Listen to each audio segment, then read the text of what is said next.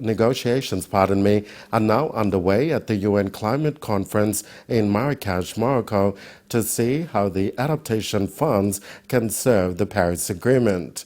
The Adaptation Fund was established under the Kyoto Protocol to finance projects and programs to help developing countries adapt to climate change. Since 2010, it has committed a $357 million in 63 countries. Of these, 5 are from the Pacific Islands. Kevin Dayonga reports. The Adaptation Fund is partly financed by the governments and private donors. It also receives a 2% share of the proceeds of certified emission reductions under the Kyoto Protocol's Clean Development Mechanism project. Since the fall of carbon market in 2011, there is a challenge to its long-term financial sustainability, which now relies more on voluntary government contributions. According to the Climate Fund's update, the sale of CER has seen just under $200 million deposited into the Adaptation Fund under the certified emission reductions and from the Clean Development Mechanism to initiatives under the Kyoto Protocol, which has been developed.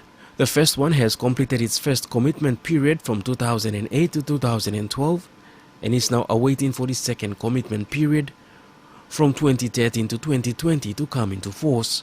The Adaptation Fund currently has a project pipeline totaling $200 million as well as an $80 million target for this year alone. The fund has never been more in demand. It is delivering effective on its mandate and is already serving the operations of the Paris Agreement.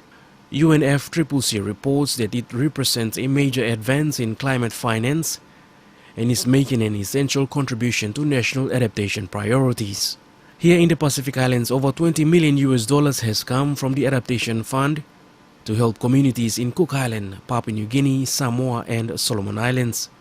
This is to strengthen resilience to climate change, food security and agriculture, strengthening of resilience of coastal communities, and those that are impacted by floods. As part of this Adaptation Fund, the Federated States of Micronesia received a $20,000 technical assistance grant. The Cook Islands received $5.3 million for a 5-year project that started in 2012. Papua New Guinea received $6.5 million for a 4-year project that began in 2012. Samoa received $8.7 million for a 4-year project that started in 2013. And Solomon Islands has received a $5.5 million for a 4-year project, which began in 2011. Kevin Dayonga, NBC National News, Port Moresby.